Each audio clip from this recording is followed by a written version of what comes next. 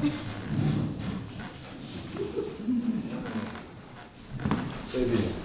Dalu, do you know, I'm so glad I met you. Why were you meeting me? The apple in my eye. Serious? I'm so glad we got married. I know it's a bit rushed, but I'm so glad. You see, that time when I was chasing you, you're doing that. No, I was just I told you I would make you happy. Are you not happy? When you want fish, do you not eat? I eat. When you want chicken, do you not eat chicken? I chop that. Do I count your pieces? Well. I don't count it. At all. Enjoy yourself. You are the best. Look. Better than the best. Let me tell you something. Let me tell you something. Yes, I'm hearing. If I get that promotion as a senior cleaner at McDonald's, let me tell you something. I will, baby, I will buy you anything you want. I know. I will buy you a plot of land in Banana Island.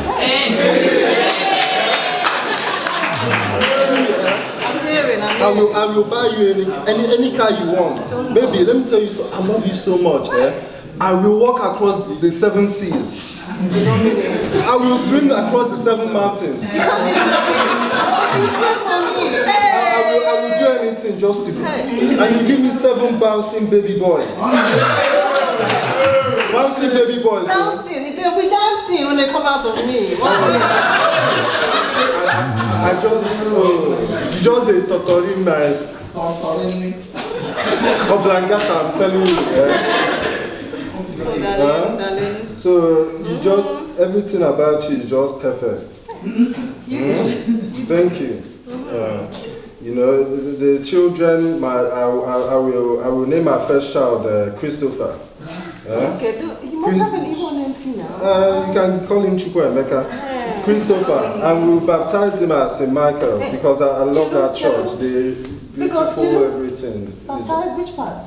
Baptize my child now. I'm not religious, my dear. You are not religious. We discussed this.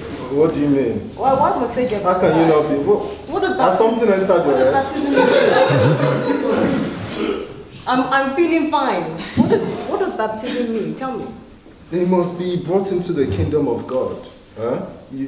The Father will pour the holy water on them, all right? And they will be brought into the kingdom of God and will wash away original sin. So, before this whole religious thing came into Nigeria, how did we do this? Why are you asking me? I'm asking you now. Why are you asking? I'm telling you my children will be baptized. You're asking me what they did before. We're not more civilized than we are today. Look at how people are behaving.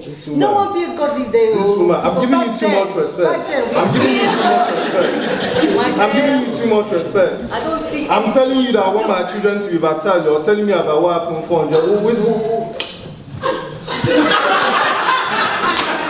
I just thought you haven't given me concrete. I want my children to be baptized. Christopher, Stephen, Michael, Jonathan. Do you pour water on their heads? Charlie? And you're telling me this. Look, we will pour water on them. Yes, they will wash your original sin. Does it make them a better person? Do you not like me as a practicing Christian? Does God not love everyone? Do you love everybody? I love everyone now. Okay, go and sit next to him. Yes, just now. I'll sit next to him. Go and sit next to him. Are you saying God discriminates? He doesn't discriminate, but I want my children to be baptized as Christians. You are this is your mother in the village. Is this your mother in the village? So now my mother. I brought you over here. I brought you over here. I brought you to this country. And you're now giving me I allow you to go out now. You allow what? I allow you to go out. Okay. Before I met you, I listen to you. Look at Ngozika. Does her husband let her go out? What is that constituting? I let you go out. You go to British library. You read all these nonsense books. You not come back to my house to talk nonsense. You not come back to my house to talk nonsense. Listen what? All these people that go to church, you see how they behave? All of you commit adultery. The children are doing somehow. I should allow my children to go to these things. Sophia, will not happen. Our house is our church. How we bring our children up is how you embed good values. You don't send them to one place and hope that they learn nonsense. Because they'll learn nonsense. You see, that's the problem. Uncle Lugona told me not to bring you over. He told me not to bring you over. You've come here to say. That descendants of Ham, so we're slaves and we're not human. This is the thing you want to filter. It's a lie. Yeah? It's a lie. It is a lie. Oh. Okay, you know you don't have passport. Excuse me.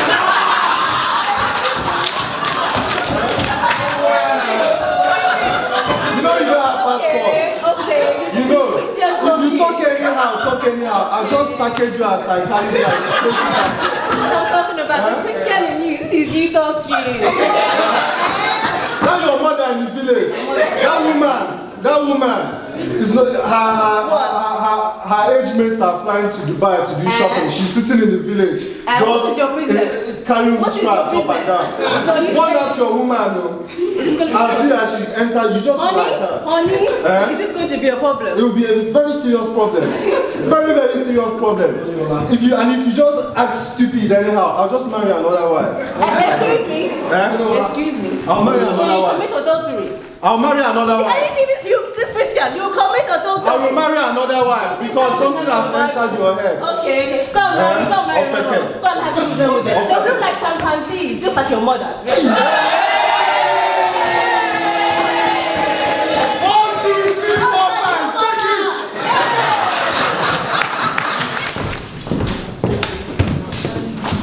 Thank you. I just wanted to say something about the drama. It's just like the slightest thing, very insignificant, can bring big problems in marriages and in relationships. They're fighting about a child they've not even had. It's so irrelevant, but just look at how we created such a big issue and exploded into something else. So you have to be careful, you know. So thank you, Chima. So I think what the play was trying to represent was that they were very happy, and they were planning to have like 100 baby boys, and you know they were really happy. But religion and culture, I think, are probably the two most important things when it comes to marriage. You know, culture. You know, before you know it, you're getting married to somebody, and then you know your parents start telling you about all this other stuff that you need to do, and you're like, what? You know, that's culture. Or then religion. If you marry someone who's not maybe the same religion as you, again, stuff like baptism and stuff like that, it's better to kind of sort that before you get married, I reckon. But we have two questions at the back. I'm just going to go to this gentleman and then. Well, actually, talking about the theme of the drama, culture has still got to do with religion, because we're talking about African culture, we've got religion as well, and we've got beliefs. Religion has been abused over the years. It's been integrated by different people with different opinions at each particular time in history. Even our culture has been abused as well, because, take for example, some aspects of our culture is bad, some aspect of religion is bad. I think there is nothing bad with Christianity, it's just the person interpreting it the way. So I believe maybe marriages should be independent of all the ideas about culture and religion. Okay.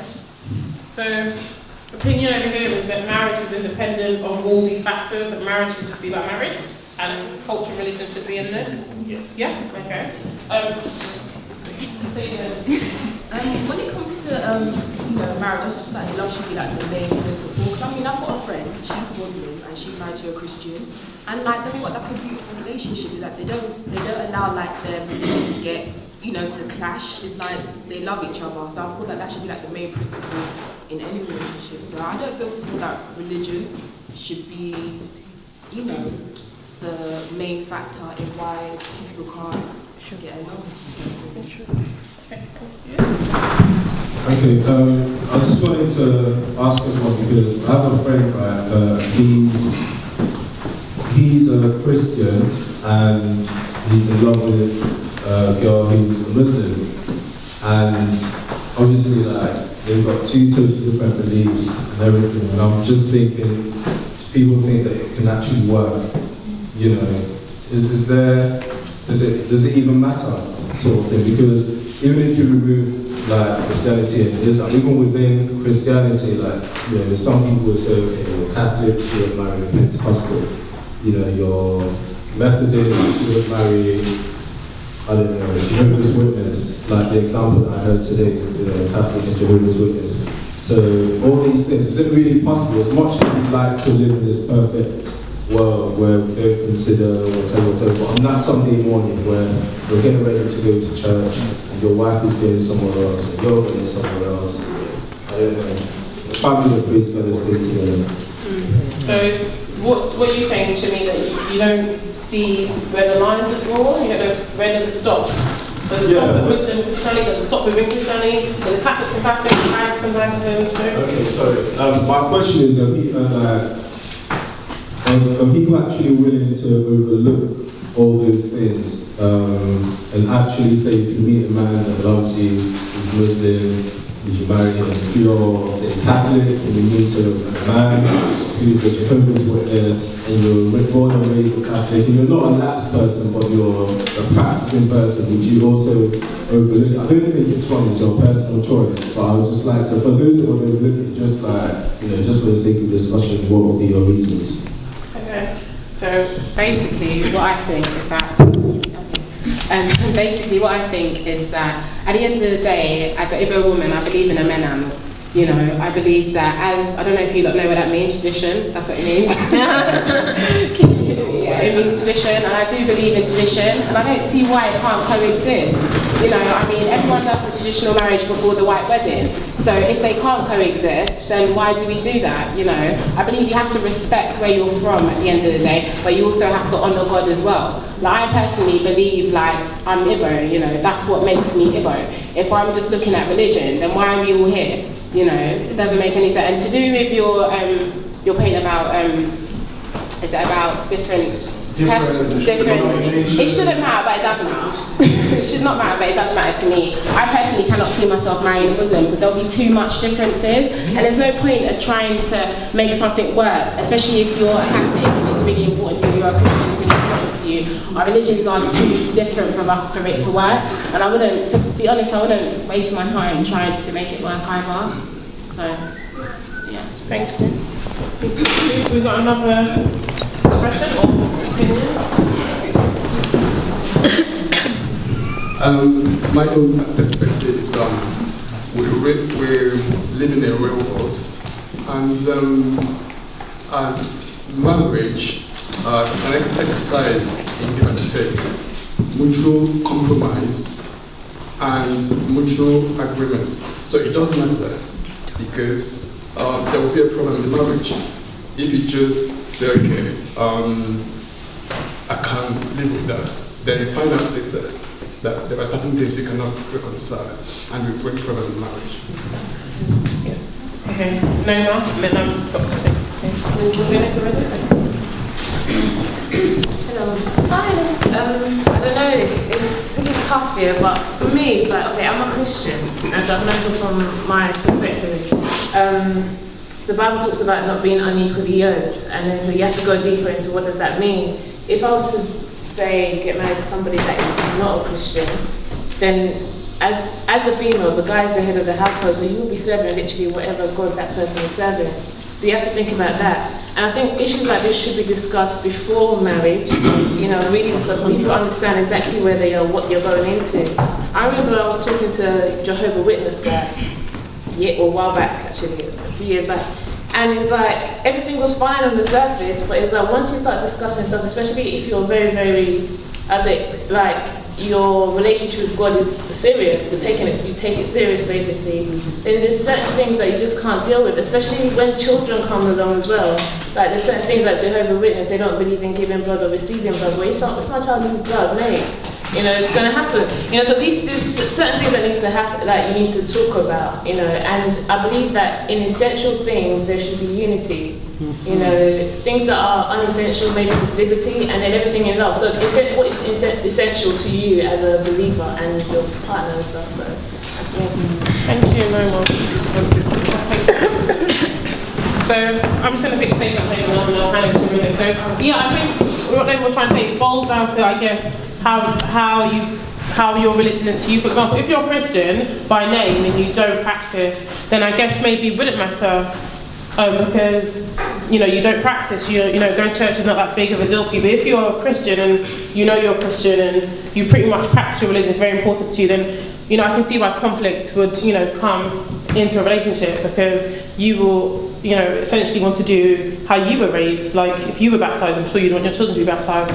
And again, it goes down to how religious are you and how cultural are you. Like you can marry somebody who is Igbo, but being Igbo doesn't mean anything to them. So wouldn't make a difference. Do you know what I mean? Whether they're Igbo or not. So I guess it's down to how people take it and how they kind of act on it, because we have people that are Christians, but it wouldn't make a difference to them if they went to church or not, or if they read the Bible or prayed or not. So I think that's another reason why some people probably, you know, might want to definitely enforce Christianity, because, you know, they're Christians themselves. I think she made most of the points that I was going to raise. She kind of cleared it, and it's all about communication. You know, we have to respect each other's values. It's, as you said, is Christian values important to, you know, one of the spouse or not, or cultural values, and how can they work together? I think it's important that you just don't go blindly in love. You know, because all these things, when it's well communicated, it will enhance the love in future. But if you're going blind, where is the love and stuff like that, it will manifest in future. I think communication is important, and values that they all shares in their hearts should be well communicated and well understood before they, you know, talk about blind love. Thank you. Thank you. You have to agree, and you have to have that common ground, no matter what it is. Because I just feel like for two Christians, two practicing Christians, or two practicing Muslims, or two people that don't believe in anything at all, you both have to have that common ground, because it's gonna come up in the future. It will come up, and I think that's when the problems will start to occur. And I think in any kind of agreement that you both have, any understanding and similar mindset or the same mindset you have, you're going to have liberty and freedom and enjoyment and joy in that relationship. So if you're both Christians and you're both practicing Christians, you have that liberty. If you're a person that doesn't believe in God at all, you have that liberty. If you're a Muslim or you don't take your religion seriously, you have that liberty. I think, like you said, when two people are separate in their thinking and it comes to the crunch, that's where the problems are going to arise. Thank you. Would we say that religion divides rather than unites? Because if there's so many factions or so many things you need to consider within a religion, where if you look at all the different religions, we're all basically trying to praise one God. We just have different traditions and different ways of praising that one God. If you look at Christianity, Judaism, Islam, it's really quite similar, the stories in the Quran, the Bible, Judaism, there's the Old Testament, and so it's really quite, with all this division, we're actually quite similar, but just the traditions are different. So when I think about it, I think, is it more of a case of trying to understand or respect people's way of praising God? And does that then bring tolerance or ability to understand? So for instance, if you had someone who's Christian and someone who's not Christian, but believes in God but doesn't believe in religion, they still believe in praying, but they don't believe in the whole Jesus story. Surely you can be able to say, okay, well, you can go to church, we can come home and we'll still pray together, we can still enforce the values, which is do good, love each other. These are core values that you can still enforce without having to be Christian, Muslim, because we all want to do these good things. So it's really to really think about, is religion actually separating people, causing segregation, or should it bring unity, which I don't think it does, I'm afraid, sometimes. Just something to think about. Questions direct to this? Yeah. Thank you, my comment is, in terms of religion causing division rather than unity, I guess it's dependent on the individual. I understand the roots may have been similar in terms of Islam, Judaism, Christianity, but there comes a point where it divides, and it's that point of division that is very important to me as a Christian. So me being with a Muslim person will be very difficult for me, because I believe that Jesus is the Son of God. I believe my Christianity surrounds around Jesus, which is something that they're not able to grasp or believe. So for me, that's a big part, and me getting with a Muslim person, I'd be thinking, well, my children need to follow my faith. I need to bring up my children the way I believe is right, and as being traditional, I understand that the man is the man of the household, so effectively, I would feel like I'm undermining the man of the household, believing that you know, I have to raise up my children my way. Effectively, he should be making those kind of decisions. So for me, it won't work. We need to be on the same, even if it's in terms of Christianity, we need to have, because Christianity differs in terms of the way people interpret what they believe the Bible is saying. That is I need to find a Christian that also believes the same thing. So when we're bringing up our children, it's one voice. So that's my